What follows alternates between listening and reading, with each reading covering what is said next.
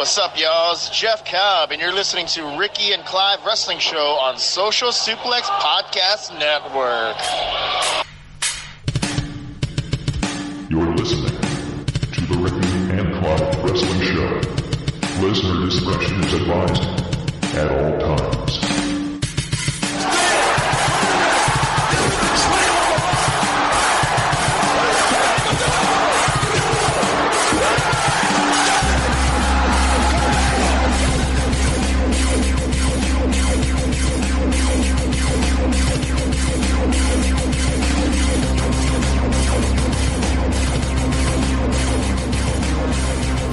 Hello and thank you once again for downloading and listening to another episode of the Ricky and Clive Wrestling Show, part of the Social Suplex Podcast Network. My name is Clive and I am joined by my partner in crime, the Edge to my Christian, Jeff to my Matt,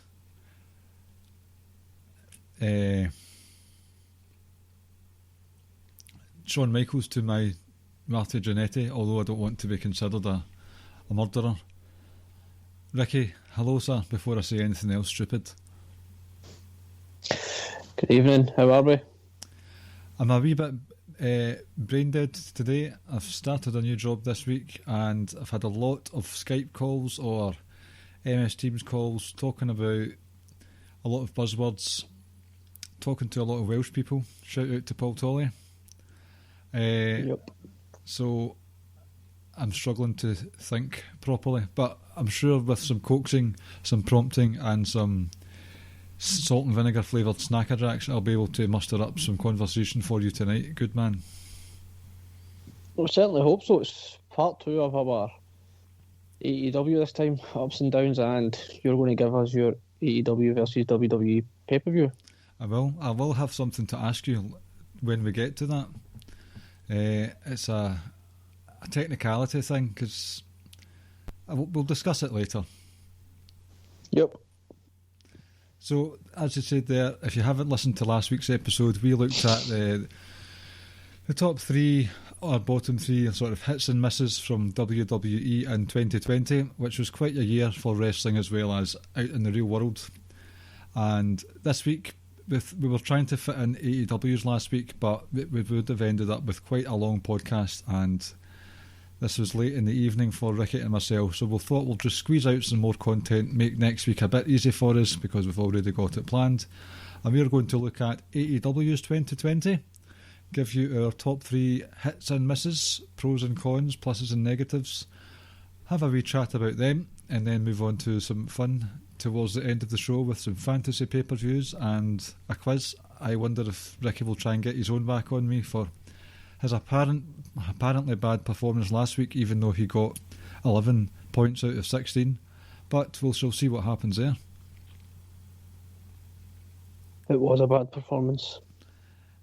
In the grand scheme of things, it wasn't, though. Yeah. It's the equivalent of having lots of bogeys on a round of golf, and then towards the tail end you have about 5 or 6 eagles in a row. Is that a bad round? I mean, there's a lot of help with those eagles and birdies. Aye, as in like people picking up the ball and putting it into the hole for you.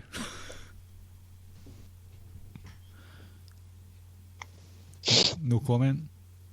No, that's what I said, pretty much. Okay. Right.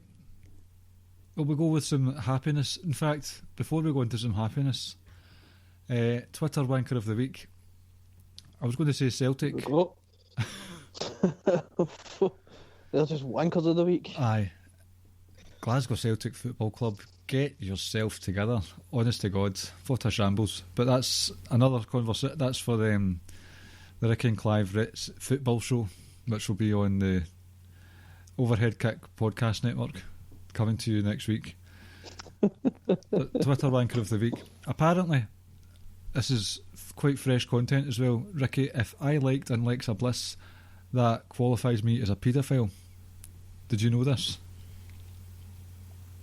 Of course, that's true. Like, why wouldn't that be true? That's completely like a sensible thing to say And it come from a very sensible person, hasn't it? And also, apparently, because Impact was trending more on Twitter compared to the news of the WrestleMania report, Kenny Omega is officially a bigger draw than WWE. And there is no two ways about it. It is not up for debate. It is an objective fact. Were you aware of this point also? Once again, we need to consider the source and obviously take everything this person says as gospel. Mm-hmm. And I will take it as gospel. I bow at the feet of at M. Sidgwick, What Culture's own Michael Sidgwick, who, honestly, see at this rate, at this stage, I think these people are trolling for the likes and the numbers and the follows, because there is no way that someone can be so blind in their belief of one thing and disdain for another that they think it's a reasonable argument to be made. You will all have heard of Mr. Sidgwick now, making quite a name for himself as being an AEW blowjobber and WWE destroyer. He makes no bones about it. I'm pretty sure I've heard audio of him saying flat out on one of What Culture's YouTube shows that he wants NXT to fail at the hands of AEW. And I'm not even paraphrasing. Some nice partisan journalism there for you, or analysts if you want to be precise about it. He will always be a Twitter ranker. It won't just be of the week. And I don't think it would be fair to have him as a Twitter ranker every week. So I make a suggestion that we will call this the Sidgwick Award. The Michael Sidgwick Twitter Ranker of the Week. How do you feel about that going forward? I like that. It's kind of like One Nation Radio had the LeBron James Bum of the Week Award. This will be ours. And it'll be a picture. The trophy will be of Psycho Sid on top of a crushed car shouting Sidgwick. So if anyone's got any contenders for Twitter Ranker of the Week, let us know. Feel free to let us know privately if you don't want to draw attention to them with a wee at handle, or just let us know who they are, and we will put it up for consideration, and they will be in with a chance of winning that trophy, the Psycho Sid trophy. Hell, if you think we're Twitter Rankers of the Week, then nominate us as well. Please do. Ricky's in a beef just now with Sir Sam and someone else about cricket, is it? Oh, did they reply? They did reply. Oh, let me go see what it says. So while she does that, I'm going to kick things off with the positives for AEW, and I'm not going to lie, I have not watched a lot of AEW. What I have seen, I have had mixed feelings about. Some of it has been a bit of what's the big deal, some of it has been that was very impressive, and some of it has been, oh, for God's sake, here we go again.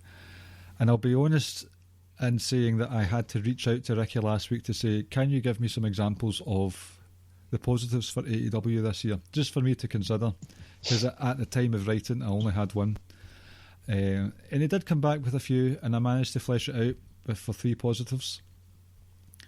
The negatives were a bit easier to come by. I won't hide my bias here, but the bias is heaped on from other people, so it's fair game as far as I'm concerned. Would you like me to go first with the positives for AEW? I'll go first for the positives and you go first for the negatives. Okay. That's okay. Yes. Right, let me pull up my notes. Right. So the first positive, let's not even beat around the bush here. Let's just go with the most obvious one, and that is Jon Moxley. I know a lot of people think that he's better when he's chasing. Probably in that camp as well. But this title run was every bit as good as almost anything he's done before. I think the only thing that might compare to it was that I'd put above it actually would be like a lot of the stuff that he'd done with Seth. I felt that stuff was like through the roof, but just in general, like when he's chasing, he comes across better that way, and it's more exciting, and you kind of get behind him as well. But I felt this entire title run that he had which lasted just about the entire year. It was Feb to December. So, like I say, pretty much the entire year. So it was like the kind of back end of February. It was the last day in February all the way through to the start of this December 20. In amongst those matches, he had some absolute fantastic matches. I felt the two matches with Eddie Kingston were really good. The one on Dynamite was good, but I felt the I Quit match was just a little bit better, but they were both still very, very good matches. I enjoyed the MJF one, enjoyed the Darby Allin one. The one he had with the late Brody Lee was good. I didn't really particularly like the one with Jericho. I thought it was just okay. The Omega one was actually really good. I know some people had an issue with the ending or the finish to that match, but I didn't really. And I know we're talking about AEW up and down, but this specifically is about Jon Moxley. Mox, he had a couple of matches as well. A few matches with New Japan. He had the two, obviously, at Wrestle Kingdom, but he had one with Minoru Suzuki at New Beginning. When was that? I think that was like kind of the start of Feb, might have been the first weekend in Feb, for the IWGP United States Heavyweight Championships, which was another really good match. I said I know that wasn't technically an AEW, but Jon Moxley as a whole, the way he was presented this year, the way he came across, and a lot of his promos, and more importantly, a lot of just about the vast majority of his matches were all either like they all range from pretty good to like borderline great. So I said that was an easy first pick for me. I'll be honest, it wasn't really in my consideration. I think I hold that belief that he's better in the chase, but I've probably been conditioned that way because of his WWE stuff, and even in AEW. I just found it a bit more entertaining when he was chasing Jericho than after the fact.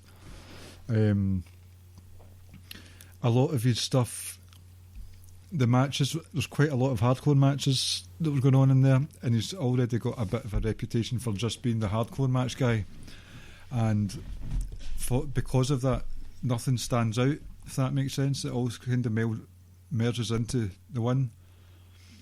His promo work's very good though. His promo work does stand out.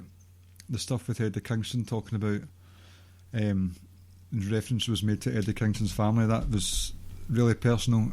It stood out a lot as well. But I think the feel good factor that AEW fans had, because Jon Moxley, whether you agree with him or not, he felt as if he had to make a statement when he left WWE. He had to look after himself. He was clearly not in a good place. I don't think when you were listening to his rants on Jericho and other podcasts and interviews, I don't think he was in a healthy frame of mind. It seems like over the course of his title reign, either he was just being quiet about it, or he was just starting to feel a bit more normal again, feeling like the Jon Moxley of old. And if he's happy with how he is, I can't fault him for that. But it's just, it wasn't really in consideration for myself, but there's no faults in what you were saying there.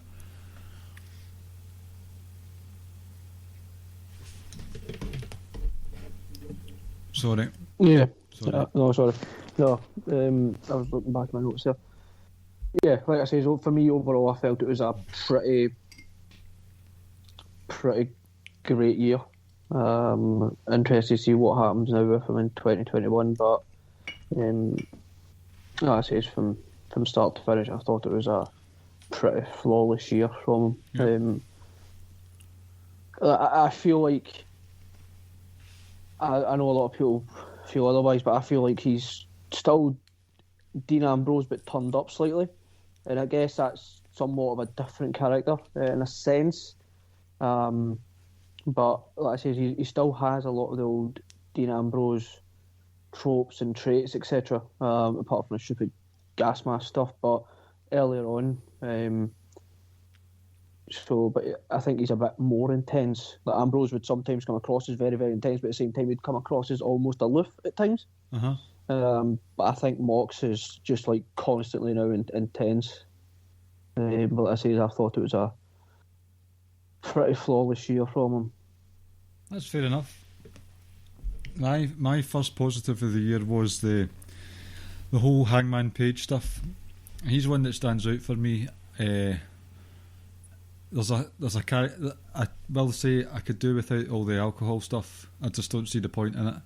But the carry on that he's had with Kenny Omega, winning the titles at the start of the year, I believe, the tag titles.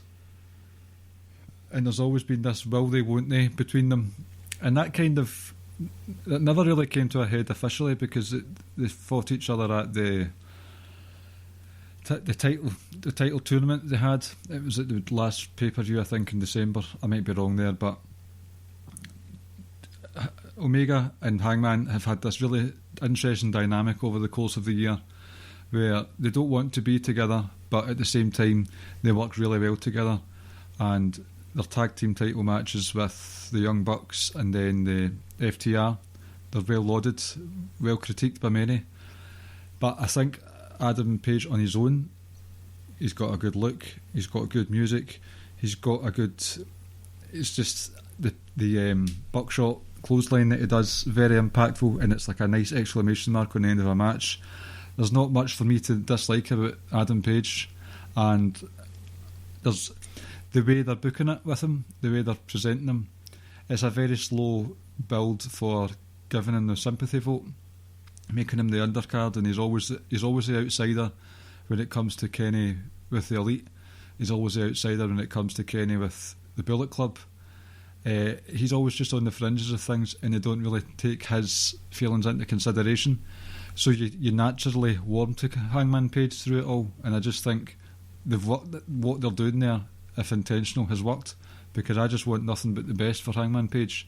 I want him to challenge for the titles. I want him to break free from the shackles of the Elite and the Bullet Club, right, and just let rip into folk, and then eventually, somewhere down the line, challenge for the title. So definitely, I think, okay, there's been losses and wins, but that doesn't really matter. It's all about the story arc, and I think Hangman Page had the best story arc in 2020 for AEW for me. Yeah, they held the title for about 9 months, to like start to mid-Jan all the way through to September before they dropped it to FTR. Like I said, the match with FTR was really good, as was that match with the Bucks, which is one of the matches of the year. Obviously, Kenny Omega and that number one contender tournament they had going on to challenge Mox. I think they might come full circle in a sense, where it could be Hangman that beats Kenny Omega, but at the same time, there's almost Roddy Piper vibes to him, because remember, Hangman was the first one. He main evented the first ever AEW pay-per-view with Jericho, but didn't win it. Gets to the number one contender match, doesn't win it. So it wouldn't surprise me whatever way they go, but I think he's a favourite of a lot of people from like when it comes to like the Elite and the Bullet Club. Like I say, it's interesting. Same with Mox. I'm interested to see what kind of direction they take go with.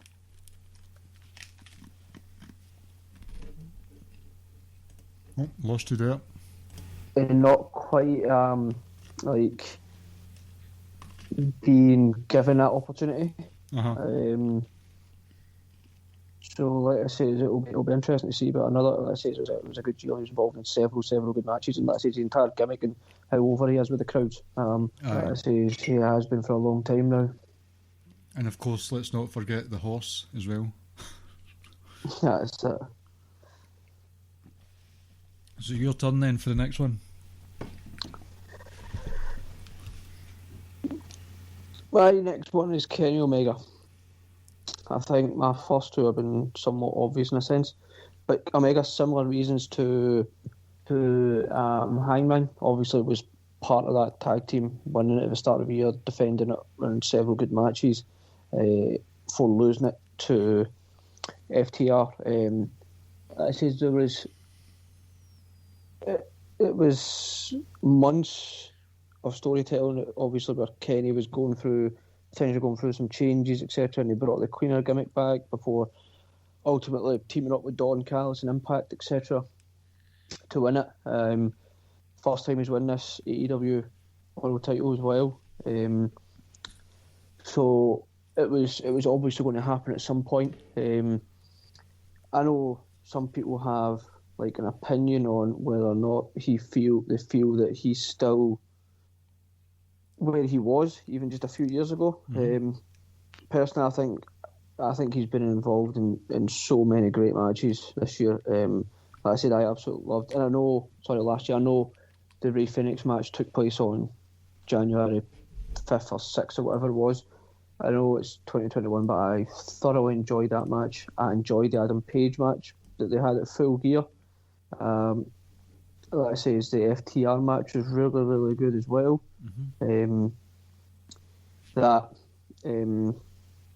The bloody, what's that called? The kind of gimmick match I had again with in a circle. What was that called again? Stampede. Yep, was a really enjoyable match as well. Like I say, in that match against the Bucks was simply sensational. They also had a match not too long after they won the tag titles against Pentagon and Phoenix, which is a really good match. So like I say, for someone who, well, I know he's been featured prominently, and so he should, but it was still nice to see him almost be on that mid-cardish, or even if it's an upper card of the tag team division, it doesn't really make a difference. He wasn't like the sole focus of the entire company kind of thing, so it was good to see. And then, as you say, it built up over a year what was going to happen with him and Hangman before he ultimately, went full on heel. And like I say, I know some people don't like the whole thing with Impact. I'm intrigued to see where it goes. Some of the things, I don't really know how I feel about the fake Bullet Club reunion. And I know people are going to be, well, Anderson's in it and he was in the very first one, etc. But we'll see. But yeah, like I say, overall, Omega, I felt like another great year. And I think for me, like if people are saying that he's not quite where he once was, well, he's still better than like 99% of the wrestlers out there. I still really enjoy watching these matches. I think he's absolutely terrific. I think it's a case of where he once was. It's a hard one to really quantify, because where he once was in New Japan, and it took him a long time to get the title, the world title in New Japan, and I'd say it didn't feel like a memorable reign that he had at the top, and he lost it in a sort of a bitter rivalry with Tanahashi. So I don't know if I buy that, to be honest with you. It wasn't as good as it once was, because the tag team division has been prominent in AEW. But again, I don't know if that's, sorry to cut you off, I don't know if that's like a general consensus, or there's very few people are saying it. I think it's more so that it's in the minority. A lot of people are saying that, he's not quite what he was, and I saw plenty of takes like that. But again, like, I don't know if people are trying to be cool and edgy and making statements like that. So Caleb, like, so like I said, if you feel he's dropped a notch slightly, but like I say, he's still better than so many of the wrestlers out there. So that was all. Oh, so you mean from a physical standpoint better? Or star power? Oh, physical, I think the star power thing is very difficult to judge, I think, at times. Aye. Because, look, see, at the end of the day, like, I think if you had, say, let's say you had Tanahashi, or it could be Okada, or it could be Ibushi, or it could be Suzuki, or whoever it may be, and you put them in a street, like in the middle of Tokyo or something, I would assume they would be extremely, extremely well known. But I think if you put someone like, not so much Omega because he's obviously been there, but if you took, say, let's say, I'm just trying to think, someone who's relatively big in WWE, well, it could, even if you put someone like Drew McIntyre in there, for instance, or even if you put maybe even Seth Rollins type thing, I don't know Like, you just don't know how they would be perceived there. So I think it's difficult to tell when you talk about star power, because when you look at guys like people who are in New Japan, well, if you put them out in mainstream America or over here or whatever, would they get noticed? But again, how many wrestlers would get noticed just walking down the street? You know, like so. I think there's very rare cases where if you have someone, say, walking down Buchanan Street or walking down Broadway or whatever it may be, that people are going to be like, oh my goodness, that's Kenny Omega, or oh my goodness, that's Drew McIntyre. Like, Drew would probably turn heads just because of the sheer size of him. Mm-hmm. But that might just be about it. As opposed to, I think the two truly elite mainstream, just proper big time stars are Chris Jericho and Brock. Mm. And there's an argument to be made that Brock's name, and I don't think it's an argument to be made, I think it is the big argument, and the main point is that Brock's more known because he was UFC Brock. Uh-huh.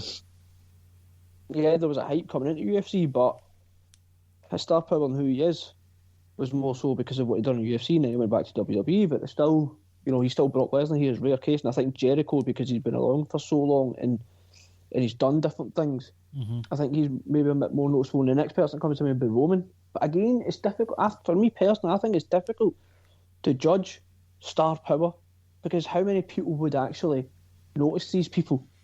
Yeah. In terms of overall stature, I don't really buy the thing that he wasn't what he once was. And I think if we're talking about like match quality, you need to bear in mind that when he was in New Japan, he was wrestling the same people for years and years and years. A lot of the people in AEW might not have wrestled before, and it's just he might not be one of those wrestlers who can wrestle a broomstick, and he needs to develop a chemistry with them. So I'm sure that might come in time, because he's also been, a lot of it's been tag team work with Adam Page. So maybe it's just a case of he's not met the right opponent yet, because they can't all be Okada, they can't all be Ibushi. No, but I also think that he's had some truly great matches this year, though. Well, when I say this year, I mean like in the last 12 months. Mm-hmm. Singles at that, I thought the Hangman was excellent, Top Moxley was excellent, and again, I know it's 2021, but the Rifu film was excellent. And let's not forget his Steve Jobs performance when AEW Games was being introduced. That's true. Yeah, so I think, like I said, I think he's had a great year. Well, but like you said, it's just talking about the star power. I think it's difficult to compare, mm-hmm. because then no matter what anyone thinks, wrestling's still a little niche little thing. There's not many wrestling in in terms of the general population of the world. There's not very many wrestling fans. No. Yeah, there's thousands of go to events and stuff like that, but it's still niche. Uh-huh. Well, you'd mentioned the Stadium Stampede match, and that has made my list for positives. I know it was just one night, and it was a long time ago now, but one of the things I'm not a fan of in AEW is the humour that they have. It's kind of frat boy humour, and it just seems a bit immature for my liking. But I think they fully embraced the nonsensical and the just ridiculousness at the Stadium Stampede, with Adam Page coming in a horse, the showdown in the bar, the Northern Light suplex from one end of the football field to the other. Just utter nonsense. You've got they're charging at each other, they're wearing the football gear.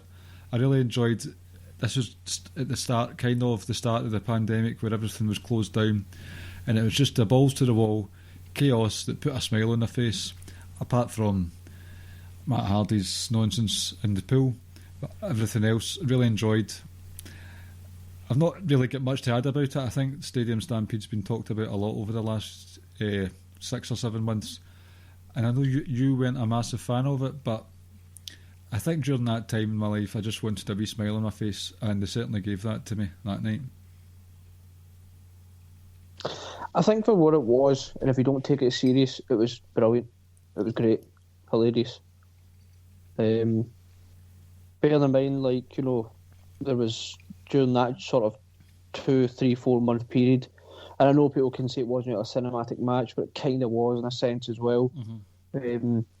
There were so many happening at that point. So for what it was fun. It was funny. And even just like you say, the Hangman thing was just like icing on a cake. I thought that was awesome seeing that visual. Like you saw him in the background. So everything, like I says, even like every other stuff like the golf buggy thing, with Omega and Matt Hardy in it chasing Sammy Guevara about in it. Like just wee things in and around that time. Like it was quite fun. But like you say, I don't mind matches like that. But like I say, that period there was like too many cinematic or too many greatest match ever stuff going on and stuff like that. I'm like, you know, like I don't need to keep seeing it. It was also at the point where there weren't that many cinematic style matches, so they were still fresh, still fun to see. I think after a short space of time, they got old very quickly. No, they did. I didn't see the ultimate elite deletion thing or anything like that. I had no interest in that. The Braun Strowman Bray Wyatt, didn't watch that. There was some random shit going on between the Street Profits and the Viking Raiders, which was quite random. I don't even think it ended up being a match, but it's just, and the Velveteen Dream and Adam Cole was just felt like fucking a Michael Jackson video when it was the Way You Make Me Feel video. I was like, fuck this, man, this is terrible. But this was still at a time when it was still fresh, and I enjoyed the pure nonsense of it all. And of course, Kenny Omega's one-winged angel from about 30 feet up into a big bed of boxes was the icing on the cake, as you say. I think for me, what it was at that time it was still like early on in the pandemic, like for us, and there was a lot of like confusion for both companies, just in terms of how they're going to produce shows and stuff. And I felt a number of matches I was watching generally in the first like 2, 3 months of the pandemic, a lot of them looked overproduced and looked like they had been shot several times. It looked like a lot of them looked like pre-recorded matches, and I know they were, etc. And obviously, as was a Boneyard match, but it looked too much like that, if you know what I mean. It looked like, no, that wasn't well done, we'll do it again. And you know, I felt like early on in the pandemic, like both companies should have really been producing 5-star match after 5-star match, because you could have done that the amount of times you were reshooting stuff. Technically, aye. Right, so my third and final up, I've went with the AEW upper tag card. All right. Not the division as a whole, the general upper 3, 4-ish teams. Like I said, it started off with Hangman and Omega. It then went from those guys having great matches, like I said, with the Phoenix and Pentagon. It then went with FTR. I felt the way they were booked was really good. The way they started mowing through the division, making their way to the number 1 contender spot. Meanwhile, the Bucks were still loitering and lingering about, but you always knew they would be a threat and obviously involved in that great match with Omega and Hangman. And as soon as FTR got the titles right, then it just became a case of, right, okay, get us to FTR versus the Bucks. And then obviously I thought that match was really, really good as well. We spoke about it with Keeping It Strong style. It was like subtle little things that some people might not have picked up, but a lot of people did. Just little callbacks done, and like I mentioned on the time, like FTR came out in the Boston Celtic colours, and Bucks came out in the Lakers colours. The Lakers representing Showtime, which is, you know, Flash, etc., which are the Bucks, and the FTR are just like no flips, just fists, gritty, just like the Boston Celtics were, or are in a sense. So like I said, this isn't about the general tag team division itself. It's more so the way the entire upper card was booked, and I felt like Omega and Hangman was really good. And before we started getting subtle little teases of who's turning on who, and now we're going to split up, what's going to happen, Hangman's being left out, is he going to turn on Kenny? To then FTR coming in and just kind of destroying the competition. Like, I didn't like that they lost the title straight away to the Young Bucks. Personally, I wouldn't have had that match at that point. I understand why they've done it. I just felt like that was the first significant challenge for FTR, and they lost it. That was the only issue I've had with the kind of upper tag team division booking. But overall, I felt it was really good, and I felt all year that part of the card had a purpose and a direction. So who would you classify as the top tier tag teams then? Is it just those three? I would say those three, but I think there's other teams who, when given the opportunity, can be pushed correctly and can look great. I love Private Party. Right. Pentagon and Phoenix. I love those guys. Obviously, it was their name is escaping me now. Who won the first tag titles? Why is their name escaping me? Oh my goodness! What the hell was her name again? SoCal. Right. Okay. So I said, there's only been, this is now just the fourth. Right. But I liked the booking of that tournament, because all indications were like, oh well, of course the Bucks are going to win it, but they never did. And like I said, I just felt like that upper card, like all the matches generally for the tag title matches involving those teams and some other teams on the periphery was really good. Like I said, I think Private Party are excellent to watch.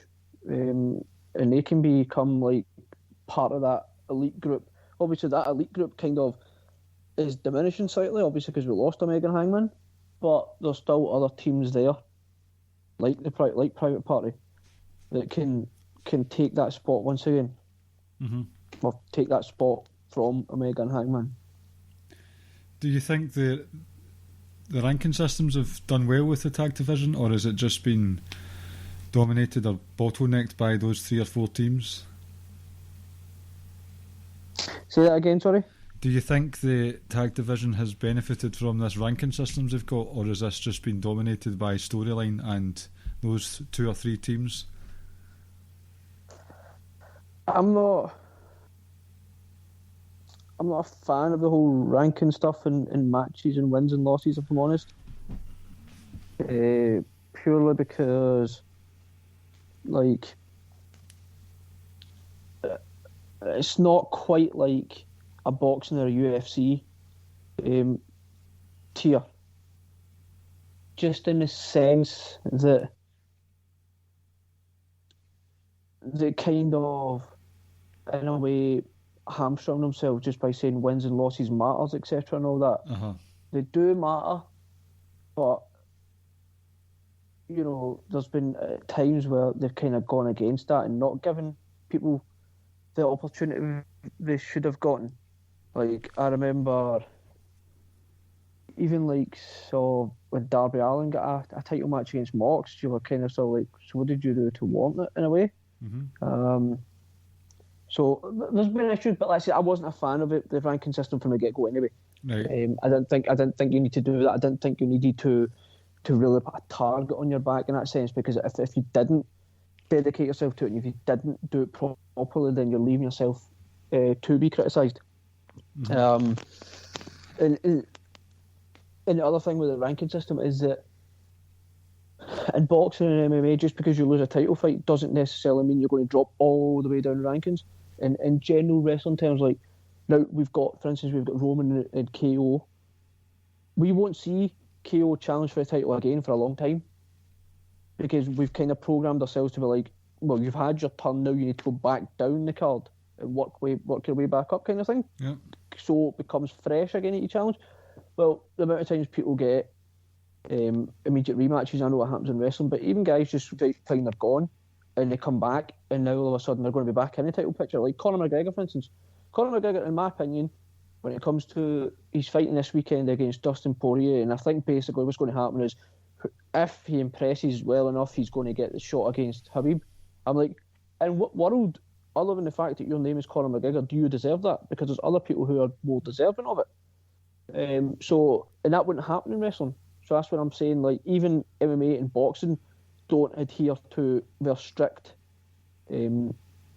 ranking system, other than some of the boxing do, because if you're WBC, WBA, etc., if you're a mandatory challenger, you've got to have a fight, but you've got that mandatory has to take place within like a 8, 9, 12 month period. So you can still go out and fight someone else, but you've got to ultimately fight your mandatory at some point.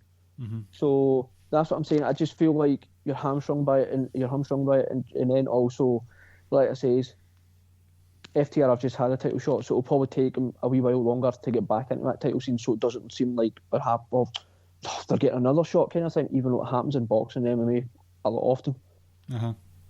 Okay, that's fair enough. My last hit, it will start off as a positive and is going to end up being in my first negative for 2020 and AEW in 2020. So bear with me and I'll explain myself. It is the positive, or something that I enjoyed, was Cody Rhodes' TNT title weekly challenge, invitational, whatever you want to call it. Positives were that, albeit brief, it gave a lot of spotlight to those that are usually on dark, those that are even just in the independents that don't get seen on TV that much at all. It was just a good 15 minutes of fame for these wrestlers that, if it didn't last long, they were in the sort of conversation for a while, made some new fans, got a few more follows, some more merch sold. So from that side of things, Cody did help put some people over for a short time. It's one of those things, it's a guaranteed interest, just like John Cena's was in 2015.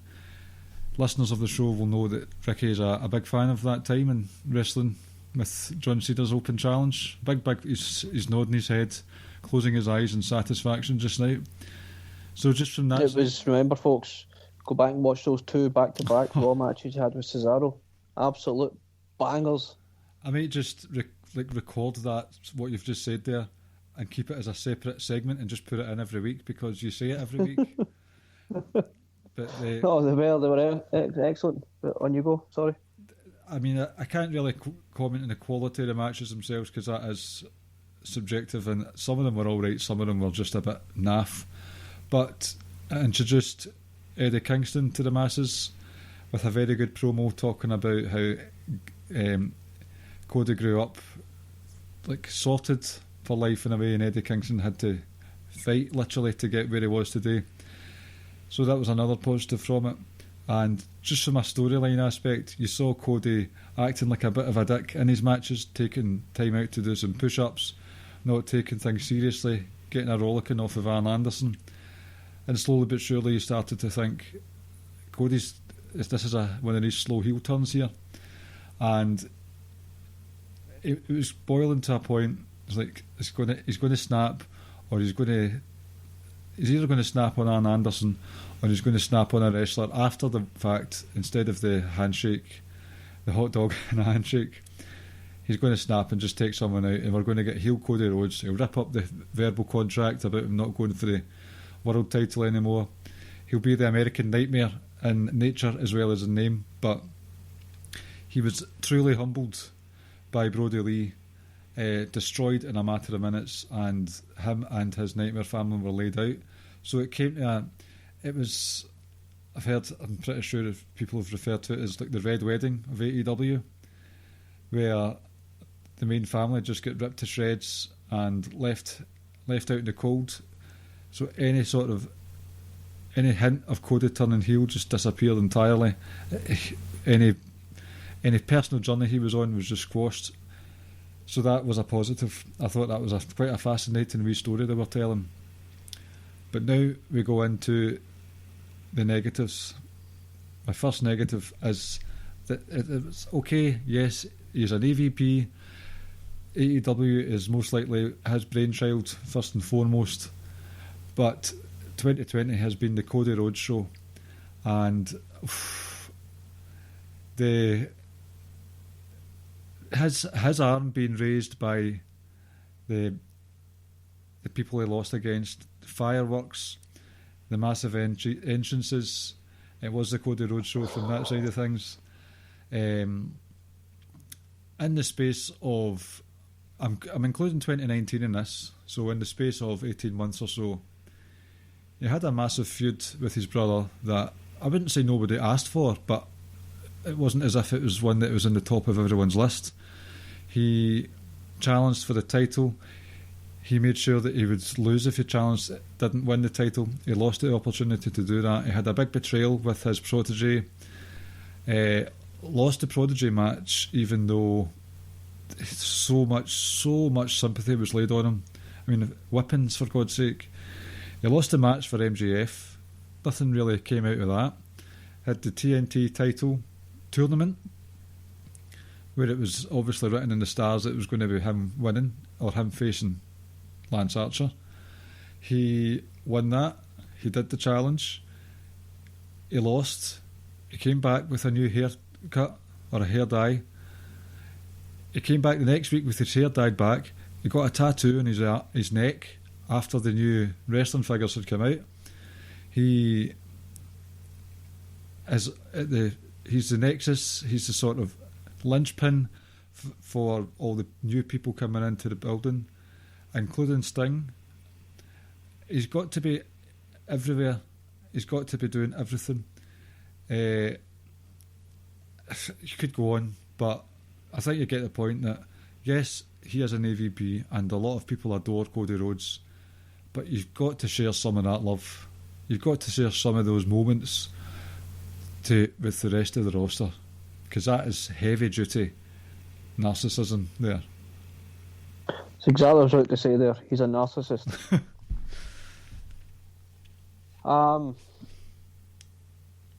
Like, don't get me wrong, the name and you want to talk about star power, etc. That, like, I get it, but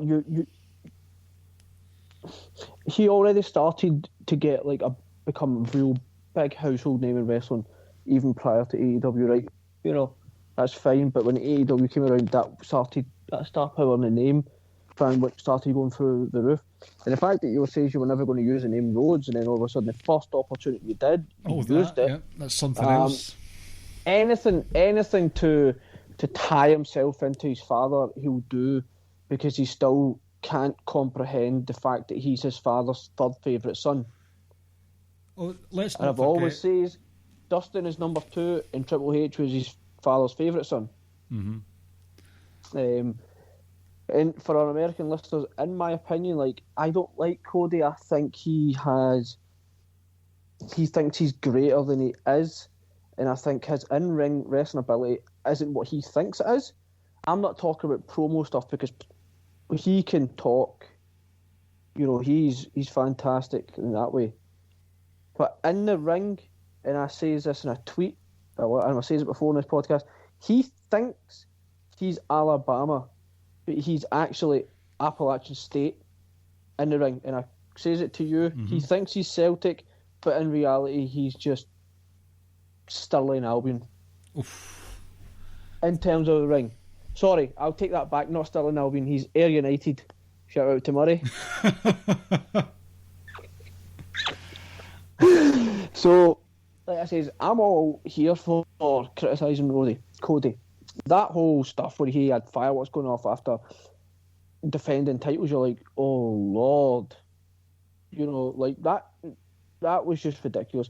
Some of the stories that you heard about the whole the fireworks incident with his dog and stuff like that, and he gets on at the pyro guy, etc. It's like, well, why would you have the fucking dog there in the first place? And why would you want the pyros there? The chair shot where the person who was in charge of the magic prop stuff got demoted or moved to a different role, that was your choice, Cody, again. So for him, in order for him to either get over or get sympathy, and it fucked up, other people had to lose either some money or their position in a company. See, I struggle to watch it because his arrogance and self-importance and narcissism just screams out from the TV.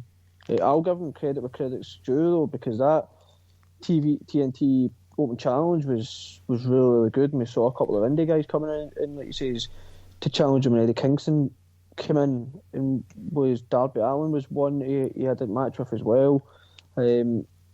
So, like I says, some of the stuff that he's been involved in, some of the matches he's been involved in have been really good. Like I says, he just has a much higher opinion of himself than I think a lot of people do. He's got baby brother syndrome, and it's not Dustin, it's not Goldust that's against. That's Triple H. Aye. His father's adopted son. Right.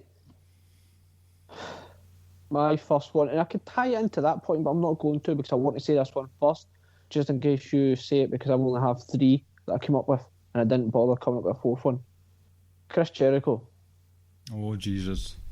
This has got absolutely nothing to do with his pro-Trump and pro-MAGA stuff. I don't like none of that.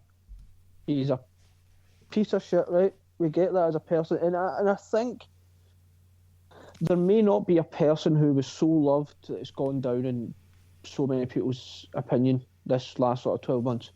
In Jericho, Jeremy was on, keeping the strong silver on, and Jeremy said himself, I think it's time, we just admit it now and say it. Jericho's washed. Mm-hmm. In-ring work, not been a fan of whatsoever in a long time now.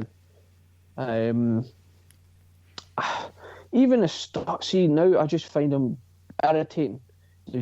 When he speaks, some of these promos where he's just screaming, like when he's on a commentary, it's just like, can you tone it down, or can you just shut the fuck up? We don't want to hear from you. Like, I think he's well and truly washed as a wrestler and a performer. And in my opinion, I think it's only a matter of time, I think, where AEW cut ties with him. Oh, really? I think because of his political stances, I think there'll come a time where he'll say, your star power is no longer required here. We've got what we wanted out of you. At which point he'll probably go running back to Vince.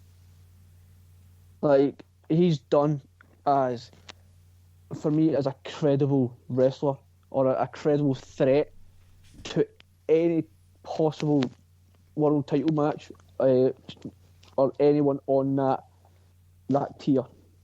He isn't even in the tier below that. He's in that well and truly stuck in the mid-card stage. And at some point he'll start really being one of the guys that put the younger guys over. I think he is starting to do that with MJF and I think more so like taking proper clean losses, and that'll just be his role. Okay.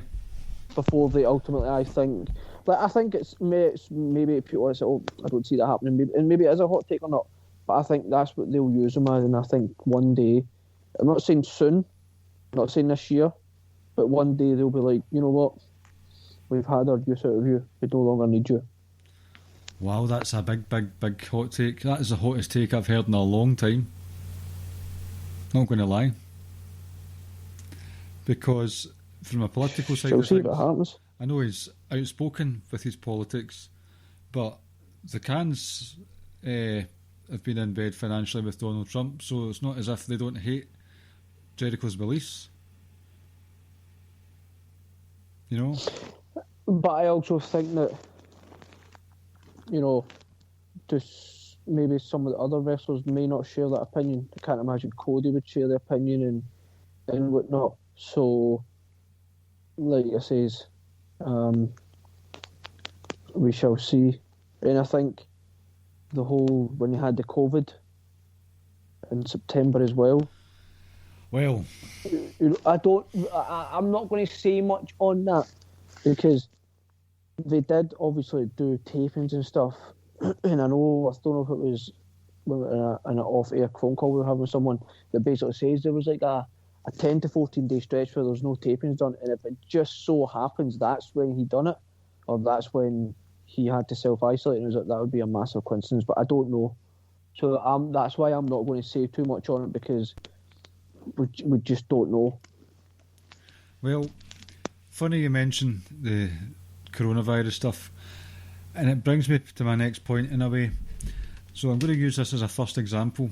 A wee while ago, when the coronavirus started taking people out, and I think I might be wrong here, but it might have been when Apollo Crews they said he had a bruised back when he was off with coronavirus.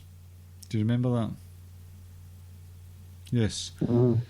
And around that time, JR, Taz, and I can't remember the masked commentator's name right off the top of my head. What is his name again? Excalibur.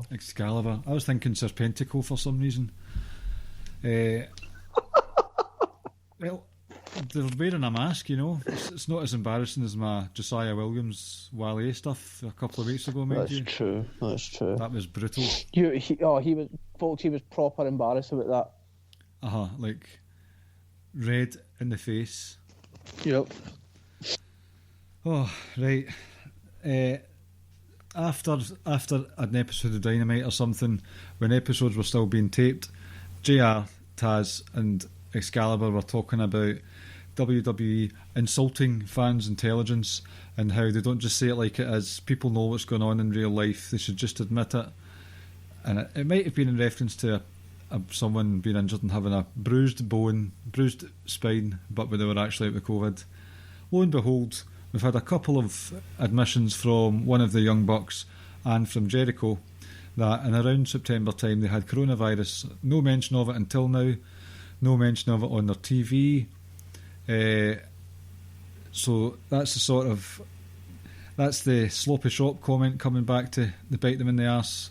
That's another example I had, the sloppy shop, because since then, countless things have went wrong for AEW, either in the ring or online or with their coronavirus outbreaks, not just exclusive to WWE. This is terrible, right? But the first thought I had when all the wrestlers were in the stage for the 10-bell salute for Brody Lee was, where the fuck is the social distancing?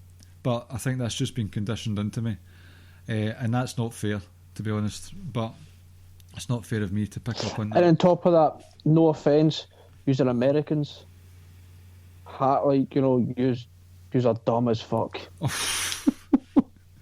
Some of you. Some, yes, some, and that's what, there's a reason why it's fucking it's spreading like hell over there. Yeah. And don't get us wrong, we've got issues over here as well, but we have a government that actually give a fuck about us. Mm-hmm. Then you get fucking Ricochet getting birthday party. Oh, for fucking idiot! Honestly, what a bunch of fucking idiots. Is it just so irresponsible? I know. It's not irresponsible, it's ignorant. Willfully ignorant, I think, is the issue. I don't think it's ignorant. I think because ignorance suggests that you're unaware. I know, but willfully means you don't give a fuck. I would say it like that, though. I think willfully ignorant is still putting it too nicely. Okay. I think they just don't give a fuck, and they were like, we don't care. We'll do what we like. Kind of like the Celtic team that think they're above the law. We're going to do this. Just for some context, the Glasgow Celtic football team usually have a winter break in hotter climes. And this year, in the middle of a pandemic, where people aren't even allowed to go to the next county, they went to Dubai for a training camp, but pictures emerged of them drinking beers at poolside, and they came back with one of their football players contracting coronavirus. This player was in crutches before he went, and is going to be in crutches for 4 to 6 weeks. It might even be months, I can't remember. So first of all, what was the point in him going? Secondly, do you know what? I'm not going down that road. So angry. Exactly. But the point I was focusing in on is, I personally think 2020 AEW had a PR nightmare more often than not. You know what bothers me, right? And this is about AEW, this segment, right? But it's also about just wrestling in general, right? See, when we talk about how, we should treat fans like, don't be so ignorant and you know, and be real and be honest and stuff, right?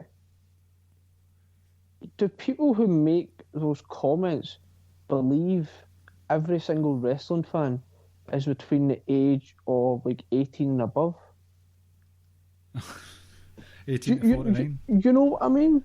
Like I'm going to sit down. My 6-year-old son's just really started getting into wrestling, right? And funny enough, his favourite is Roman Reigns, right?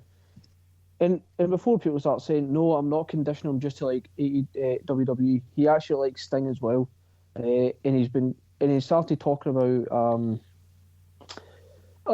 what match? He randomly watched a match on YouTube on his iPad, and he was asking about it, and I was like, how do you know about that? And he was like, I watched a match. It was a match. Who was it? Who the hell was it again? It was random as hell. Oh, I can't even remember now. Tully Blanchard match or something? If it's... Oh, honestly, I can't even remember. But it was an AEW match. I just can't remember it now. And I was looking at him, I was like, how do you know that? And so he knows some people from AEW as well, right? Like I said, he knows Sting. He knows Moxley. So he knows a few from AEW as well, right? So how am I going to sit down and say, son, I'm not going to be ignorant. I'm going to tell you exactly what's happening here in wrestling. Like he asks me why do these wrestlers, why are they bad on the TV but they're actually good in real life? So that's the first thing he'll ask me when he sees a new wrestler, right? Are they good in real life though? Because I've told him Joe Coffey and Jordan Devlin and all that because they had these cards. Uh-huh. So, you know, this is my point. Are we just going to act like we're the wrestling fans of a certain age and that's it? So I get what people are talking about, like be honest and just tell people the truth. Well, no, not really, because they still want to maintain a sense of kayfabe for the younger fans. Yep. Remember, that was us, like fucking 20 odd years ago. I mean, what if people who are now like say, who are 50 years old, we're probably sitting maybe thinking what we were thinking now is like, oh, I know this isn't really real or whatever, it's scripted and stuff, but I still like. Honestly, it's like there's different demographics here. Like there's different age ranges of wrestling fans. They're not, you know, it's not just catered just for us. Uh-huh. You know, so see, when you think about bear that in mind. Imagine this is an example where there's a young boy or girl who has lost a grandparent because of the coronavirus, and then they turn on the telly and they say, Bailey won't be here this week. She's got the coronavirus, and that wee girl. Bailey's her favourite, and she's just lost a grand, and she's wanting to she's wanting some comfort. She's feeling sad, and she wants to watch some wrestling, and she finds out that Bailey's got the same thing. Her favourite wrestler has the same virus that her grand just died from.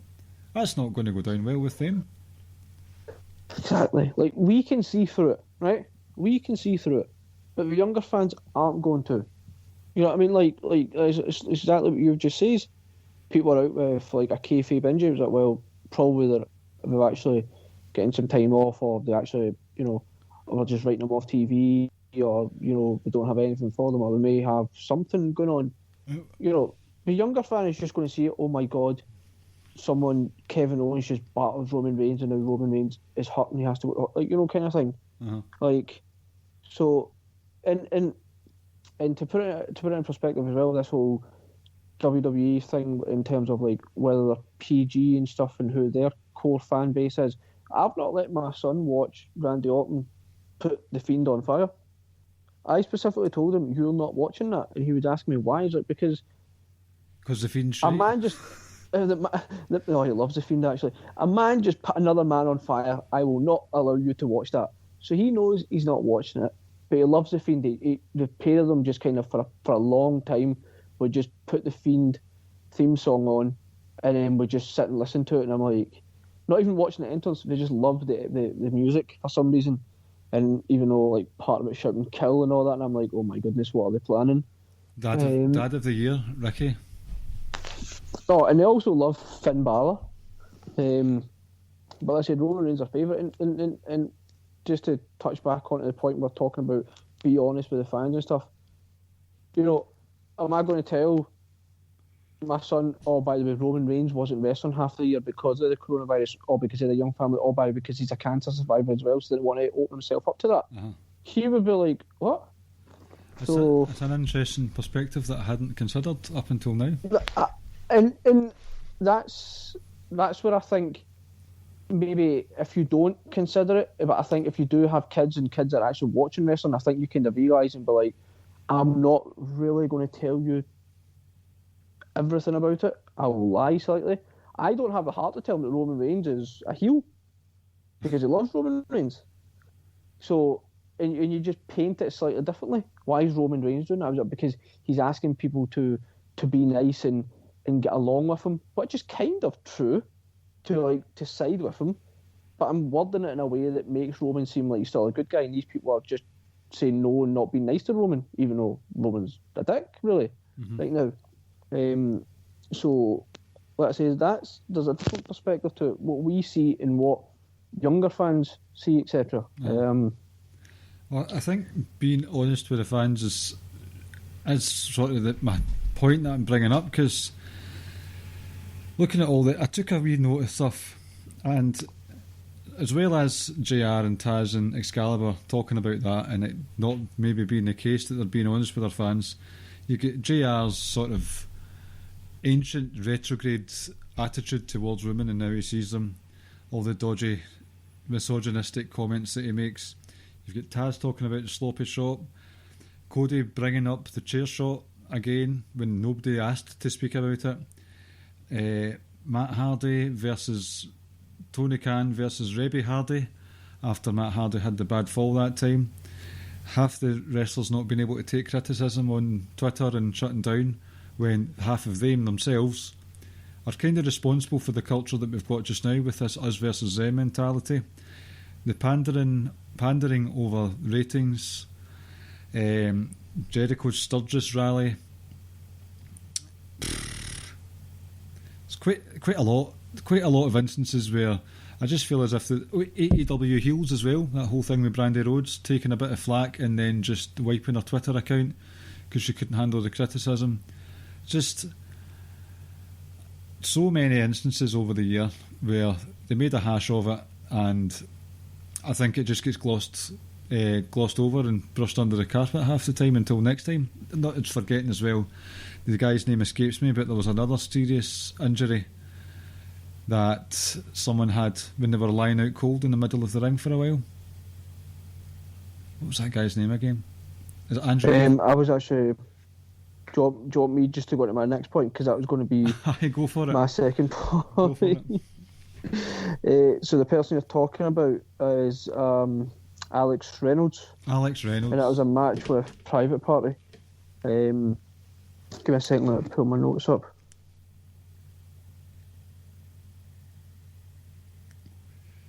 Right. So, my next one is just general treatment of a talent. Like, behold, the two incidents that straight away come to mind is Matt Hardy and Alex Reynolds. The Matt Hardy one was absolutely disgraceful. Absolutely disgraceful. What I think might have been worse was the fact that they were making out that there was no issue whatsoever. Mm-hmm. They were making out like, he's fine, but he just happened to miss like 4 weeks of tapings or whatever it was. You know, his wife had to come out and call your bullshit out on Twitter. And then the Alex Reynolds thing was like, that was disturbing because like getting dragged from one side of the ring to the other, and it's like, someone throw the damn X up, just finish the match. You know, or do something. Go outside the fucking ring and do what you want to do out there. Meanwhile, you know, the medics tend to have him in the ring and safely remove him. So I think this whole... And don't get me wrong, I think Tony Khan, I think his heart and his intentions are in the right place.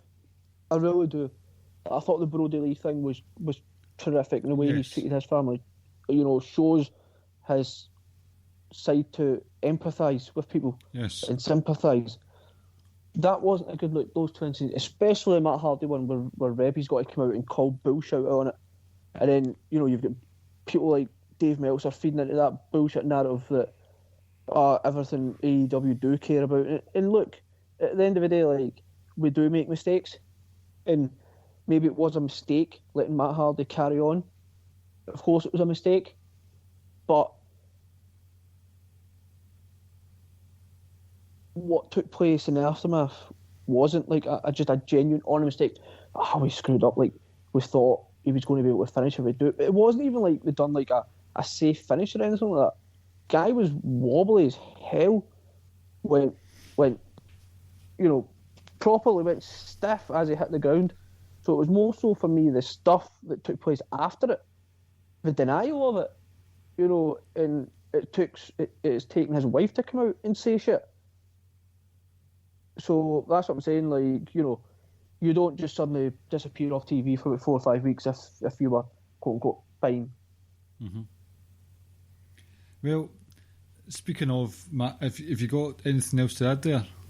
No. Right. Well, speaking of Matt Hardy, him specifically, he is my third miss of 2020, AEW's 2020, and he left because, as far as we're aware, he was offered a sort of backstage role at NXT to help nurture the characters of the wrestlers there, play more of a hand in the creative booking, whatever you want to call it.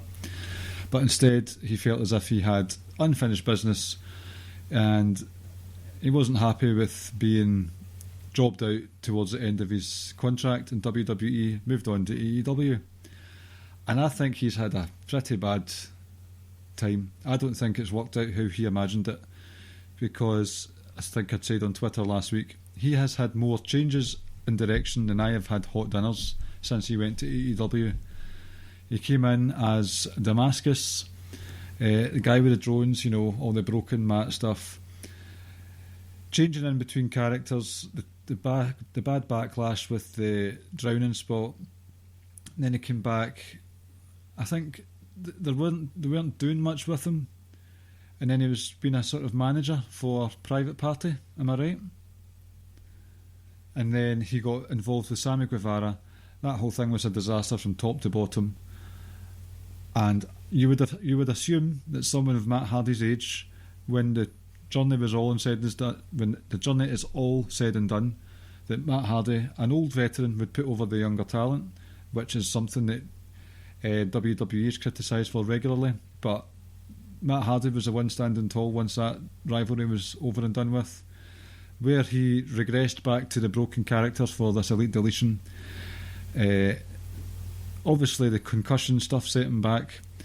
Then he was normal Hardy, and then he's doing managing again the Private Party. It just seems all over the place, and I don't think it's anything like what he envisioned his 2020 would be. Yes, coronavirus stopped him having a massive pop in front of a live crowd, but this might be a bit unfair, but I think the creative direction he's had behind his broken character, a lot of that is to do with those around him, because Grado, who has his own podcast, Grado worked in TNA around the time of the Final Deletion stuff, and he said Jeremy Borash was doing a lot of that stuff. He did a lot of that stuff, the broken deletion, all that carry on. And I'm just guessing, but Jeremy Borash was in WWE around the time when the deletion match happened with Bray Wyatt, and obviously you can't fault WWE's production values, their standards. It's just top of the range in terms of the sports entertainment industry. And then the stuff that's happened at AEW, a bit subpar in terms of production values. So is it all Matt Hardy that's been involved with this? Because if he's been left to his own devices, it's not really coming up roses since he went to AEW. What are your thoughts on that specific point? Fair point. A fair point. I didn't realise the thing what Grado said about him. If that's true, then that's, it's looking like what he's saying has some weight to it. Uh-huh. So, I mean, like I said, I Grado never anticipated Matt Hardy. Sorry, Grado didn't say it in Matt Hardy's got nothing to do with that way. He was just mentioning that Borash was involved a lot. So I didn't have any expectations for Matt Hardy going into it whatsoever. It was more so wonderful getting broken Matt back, because I loved that gimmick in TNA/Impact. It's funny, your point kind of does tie in with my final point. My final down is Lance Archer, Okay. Brian Cage, Miro. I guess I would say Eddie Kingston, but I can't say Eddie Kingston because I felt Rose just in that short time in Mox, like he was awesome. But those three specifically came in to much fanfare, especially the first two. What was the very first significant thing that happened to Lance Archer? Lance Archer was awesome every single time. That sort of like that 12 months or so I saw him in New Japan. And I felt when he went there, I was like, getting to see this guy every single week. This guy's going to be awesome. Looking forward to it. What was the very first... What happened in his very first significant match? He lost to Cody. Brian Cage, he was supposed to join, but obviously suffered the injury, like going back in 2019 it was. Or it might have been early in 2020, I can't remember now.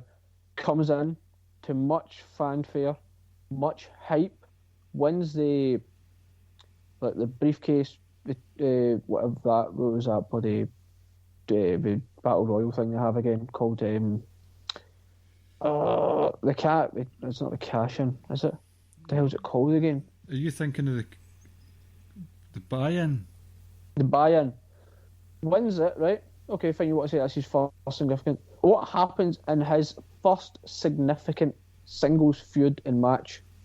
Oh, the buy-in's not. That's the Royal Rumble type thing. I know the match you're talking about. I can't remember. I just can't remember what it was now.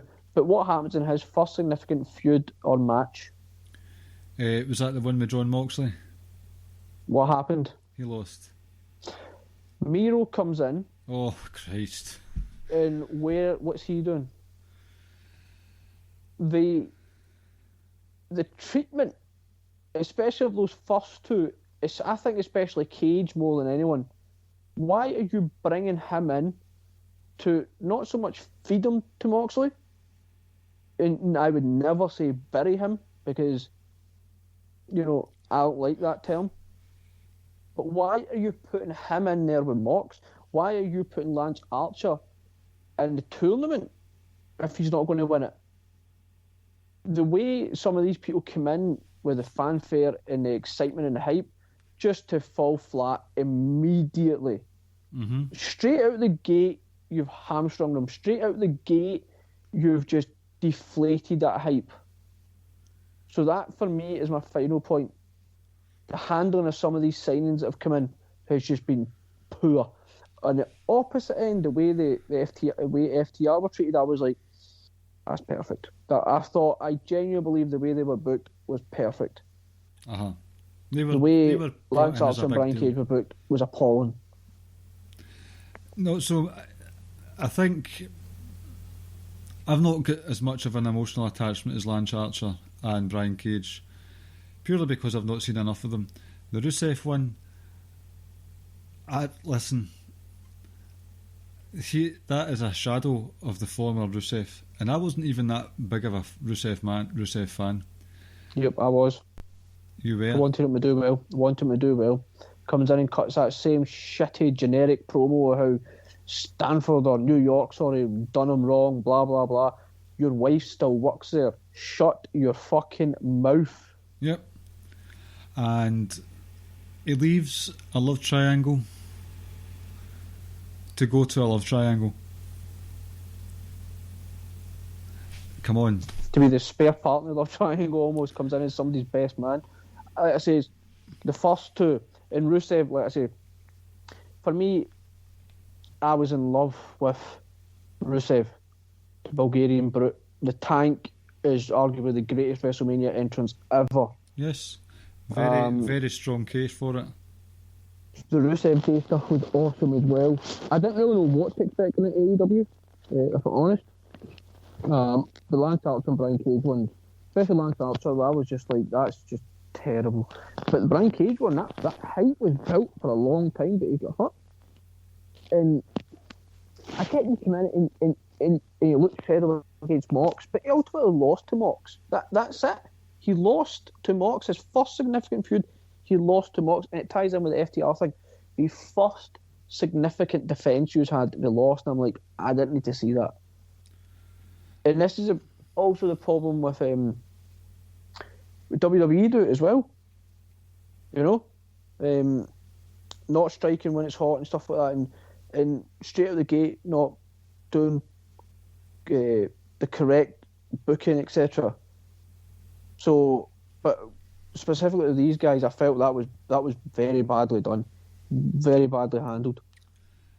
I can't argue there. I'm not gutted that it happened because, as I said, not overly invested in them. What I saw of Brian Cage and Lucha Underground, he's a specimen of a man. Loves his jagging.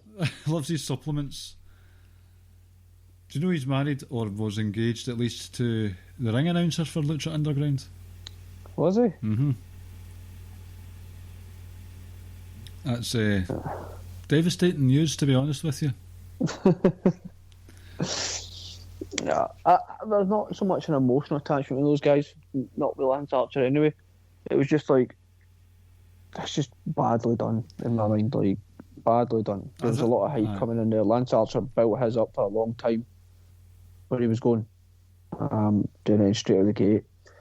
You just deflate the hype machine. Don't get me wrong, just like WWE, just like NXT, there's ups and there's downs. I'm not one of these people who are going to be like, AEW does 90% great or 90% wrong. Like, I think it's relatively even, you know. Some shows are good, some shows are just like, some shows are great, some matches are great, some things that happens in matches, you know, a lot of stuff in AEW, it looks far too choreographed, stupid spots, but a lot of the same stupid spots you see happen in WWE and happen in NXT and stuff like that as well. So I say there's a lot of good, but there's also a lot of bad. Mm-hmm. Just like with just about any other like soap or program or whatever you might watch. Mm-hmm. Yeah, basically all wrestling is as good and as bad at times as each other, is what we're saying. Yeah. I want to give an honorary mention to the trios, the 6-man tag stuff they do a lot, and specifically, now get this name right because I said Jurassic Park last time. Jurassic Express. Jurassic Kingdom this time again. I enjoy them. I enjoy the interaction they can have with young kids. They just seem like a very family-friendly outfit. And I'm going to segue here and announce them as the first match in my pay-per-view for Lord! The AEW versus WWE match. Went for a bit of variety in my pay-per-view. I think they would have some real fun doing their 6-man tag stuff with the New Day. Just think it'd be a good fun match. Lots of fun spots. You'd have some standoffs between Luchasaurus and... In fact, is Marco Stunt in Jurassic Express? He is, isn't he? Do you not want that match? No, I don't want that match anymore. But you had a... Did you not have like a thingy? Bloody... You said you had a question. You're going to speak to him about something, yep. Right, okay, I'll just leave Marco Stunt in. He can be taken out quickly by one of Big E's spears. But Jurassic Express and New Day.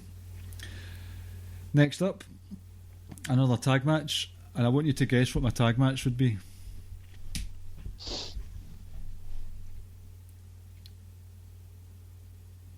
Only thing I'll ask you, right? It's not Omega and Hangman. No. Right, so it's a current tag. Is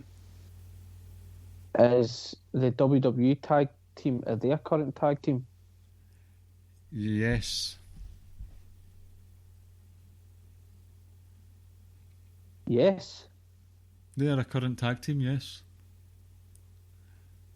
I'll give you a clue. Undisputed Era? No.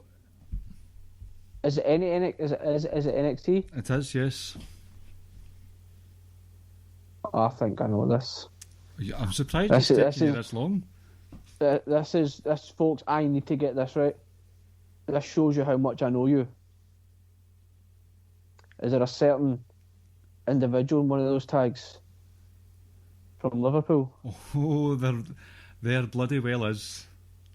It's Grizzled Young Vets versus FTR. Oh. I'm right, aren't I? The most epic game of wrestling chess that would ever happen in the squared circle. Old school. I thought for a second you were going to put Gargano and Ciampa together and go DIY versus FTR again. But No. Grizzled Young Vets, FTR, yes, fucking please. Yeah, sorry to cut you off. Folks, this seems like a timely reminder. See if you want to go see how you do that spot that someone's setting something up in the top rope and to not the other person that's going to take the bump is standing on the receiving end so they don't look like a complete idiot just standing around staring at them. Go watch our boy Zach Gibson in the, what was that tournament again? Was it Worlds Collide? Worlds Collide, yeah. Against Humberto Carrillo. Just go watch that spot that I'm talking about. That's how you do that spot. Zach Gibson, genius. Yes. And folks, Grizzled Young Vets, still one of the best tag teams in the world. I firmly believe that, and it's a belief that I genuinely hold. Like, I'll say it to anyone, listen, GYV are the best, but FTR once upon a time were the very best as well. They wrestle a similar style, so you'd wonder if sort of defensive heels would work, but I think Grizzled Young Vets have more of an attacking dynamic to them.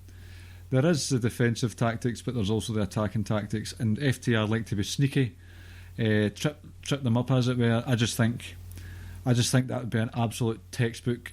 This is how you do a tag team wrestling match, and it would be fucking beautiful. It would. Fantastic pick. Well, thank you very much.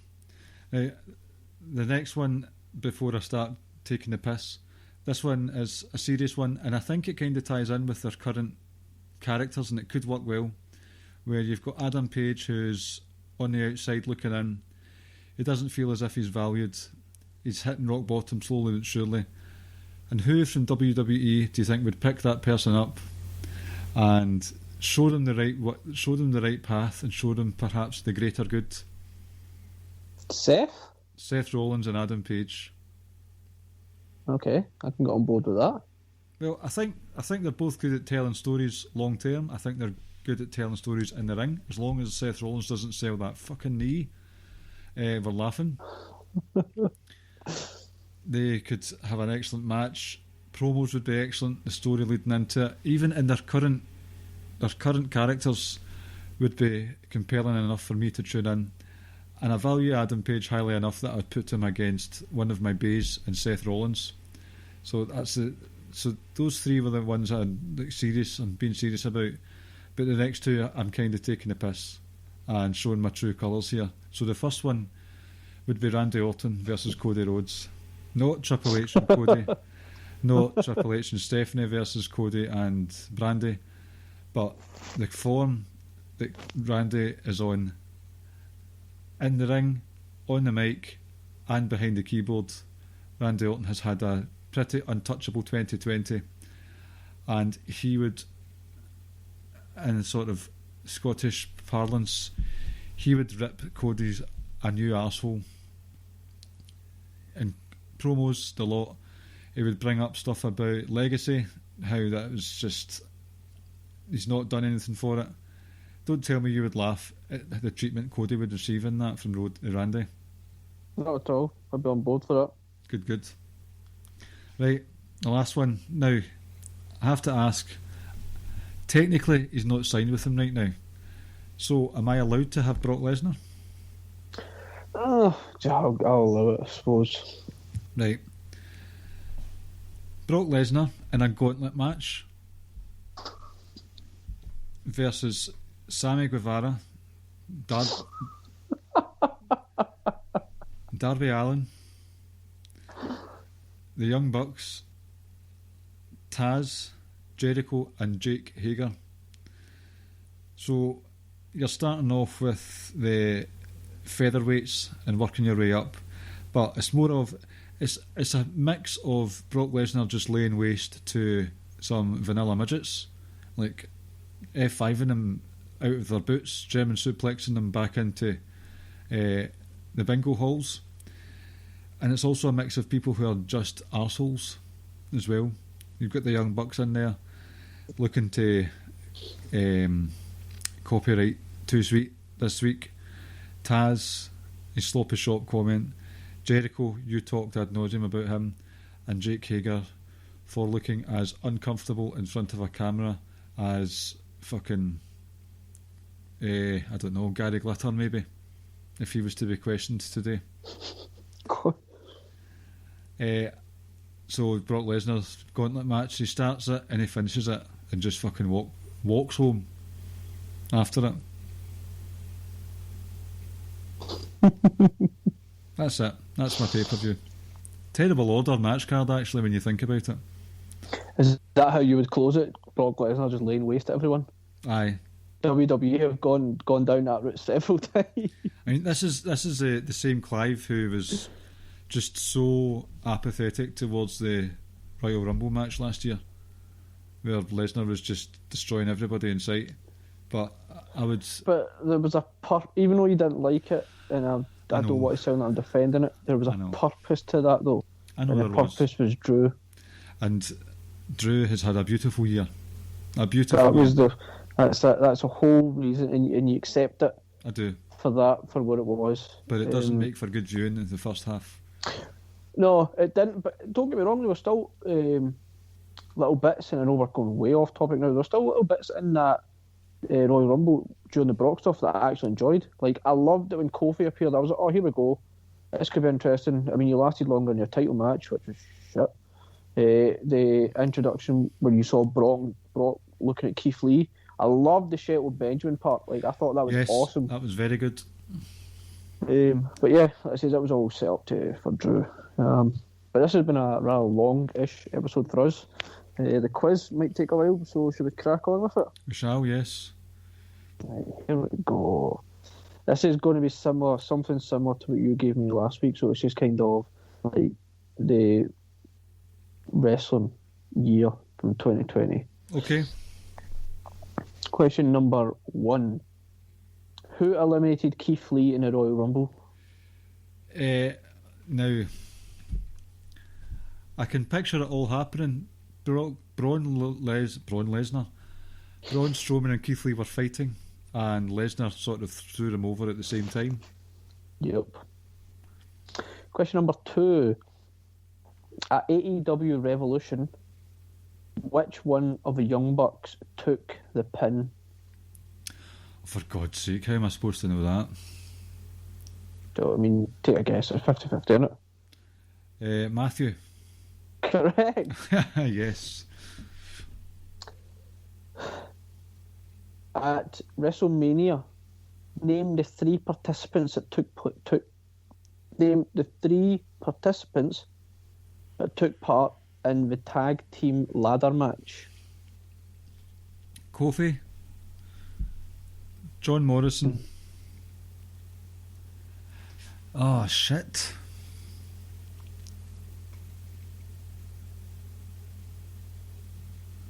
Who was the third team?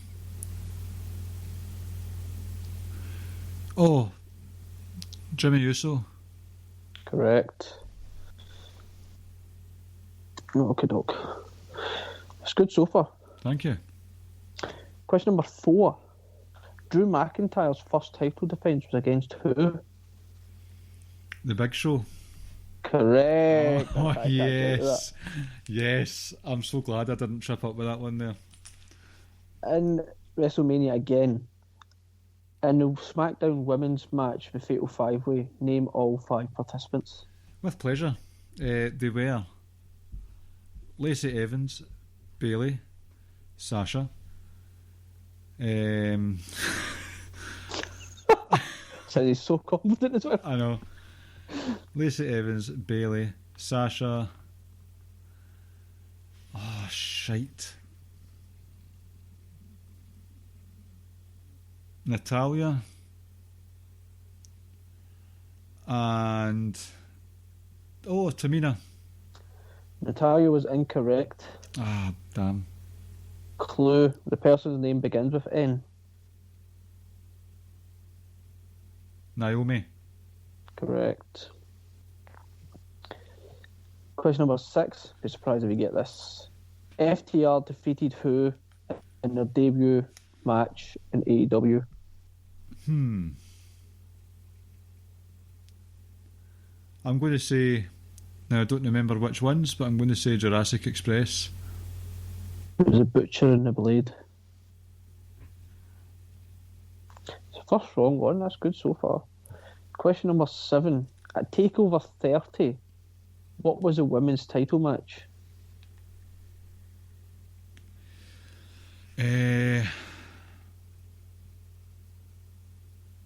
Dakota Kai and Io Shirai. Correct. Question number 8.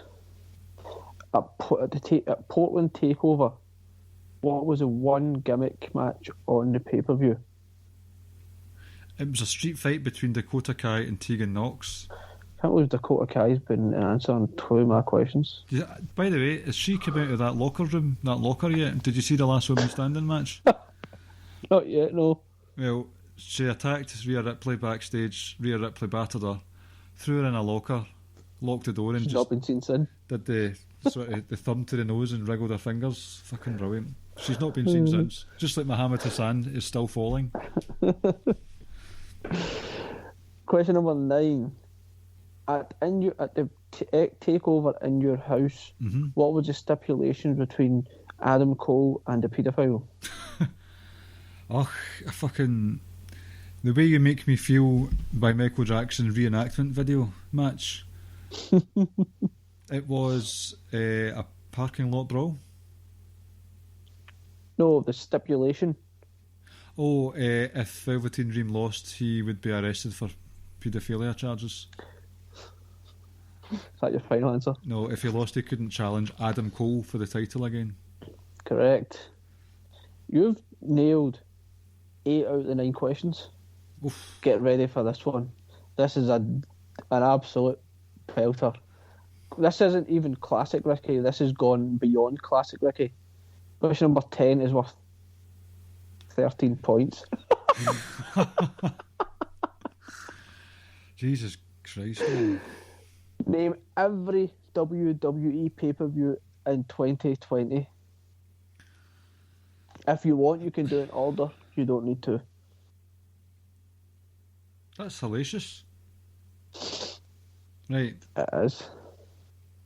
Right, so I'm going to, straight away, we'll give you the big four. First, we'll give you the big 4 straight out the way, right? So, Royal Rumble. Yep. WrestleMania. Yep. SummerSlam. Yep. Survivor Series. Yep. Elimination Chamber. Mm-hmm. I'm not going to say Fastlane yet because I can't remember if that happened. Extreme Rules. Yep. Payback. Yep. Clash of Champions. Yep. Hell in a Cell. Yep. TLC. Yep. Money in the Bank. Yep. We've got 2 more. Oh no. Money in the Bank. Oh.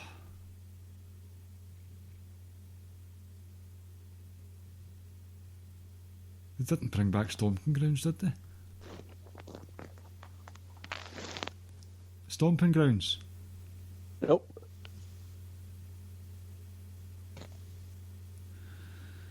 Fastlane. Nope. Are you counting WrestleMania as 2 nights? No. Ah, shit. There was a month where they had one pay-per-view and then they had a pay-per-view like the following week. But I think you might have just said that pay-per-view. Okay, are we, Or maybe you haven't, I'm not sure. are we including Super Showdown? Correct. That was technically a pay-per-view even though I don't want to include it. I've got last one now. Right, so we've got Royal Rumble, we've got Elimination Chamber, we have Super Showdown, WrestleMania, Payback, Backlash? Correct. Yes. Oh, You're that a was true WWE homer. Oh, aye, big time. That was the greatest wrestling match ever, that one, Backlash, wasn't it? Yep. Fantastic. 13 out of 13 there. You got every single question right, bar the FTR one. And 4/5 of the Naomi question right. Well, you got... I gave you the point for it anyway. Where is Fantastic she performance. off telly? So again? Is Naomi off TV? I have no idea where she is. She might have been. Who knows? No, I can't remember the last time I saw. Again, I can't really remember the last time I watched Raw. If we're doing a Royal Rumble preview next week, we need to really start watching the main roster. Who? Us. No, we don't. We'll just talk about the 2 Rumble matches and the 2 title matches. And then whatever else. And what was I going to say there? Without telling the listeners why, I'm guessing you'll be wanting to record a day before the normal release date. Yep, Tuesday, because Wednesday is my birthday. Don't really care about the birthday, but I know the boys now probably want to do the cake and whatnot. Your boy Vicky turns 34. I don't mind my birthday. But I just like getting it. That's because your birthday is not on a podcasting day, and somebody's birthday's coming up in a few days' time. Yes, that's correct. That's mine. You can send me the PayPal. Send us some fucking money. Aye, on the donation page. But what was I going to say? Do you know? I realised in this last couple of weeks, sitting down with my son watching wrestling, that I says a few weeks ago, if Goldberg wins, I'm done. I'll stop recording and I'll stop watching. Another empty promise. I don't know. Say that again. Another Ricky empty promise. I think I will, but I probably still need to read the results so I can keep him in the loop. But I won't watch. I just... I mean, you could always convince him to use his pocket money on a network subscription. I could. Honestly, I want to continue watching. I really do. Like, I enjoy watching NXT. I like watching SmackDown. I know people are going to be like, well, why don't you just watch New Japan AEW? Well, I can't then do the podcast with you. And even at that, I'm just like, oh, I can't be fucked. And then the exciting thing is that you just come off Twitter and you don't need to listen to people like fucking Cedric and all these other idiots. I keep thinking you're saying Cedric. I was like, what's Cedric Alexander done now? So basically, there's birthdays, give us money. And hopefully Ricky doesn't go back on his word from a few weeks ago. That's up to Vince. Please don't do it. I'm going to be... My wrestling headlines column this week is going to be specifically about the McIntyre-Goldberg match. And is it all doom and gloom, or is it a sign of good things to come? What?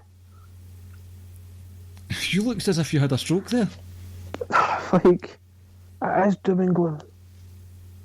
Speaking of WrestlingHeadlines.com, no, in fact I won't, because that's not public. I'll leave that just now, unless he's mentioned it. Or she. Or they. Pronoun, what's that word? I'm pronoun aware, people.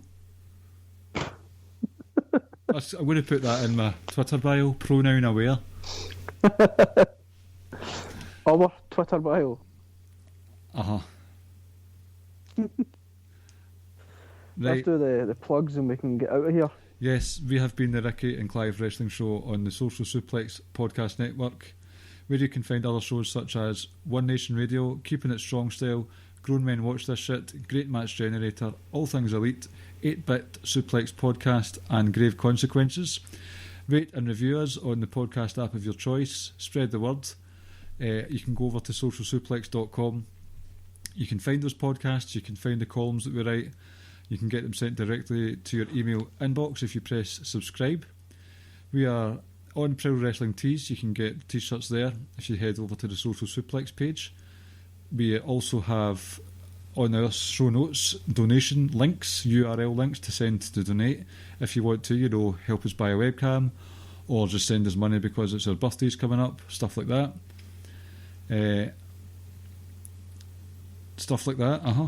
I went blank. That's it. We are at Ricky and Clive on Twitter, and we are perpetual Twitter wankers, so follow us there. I've missed something, haven't I?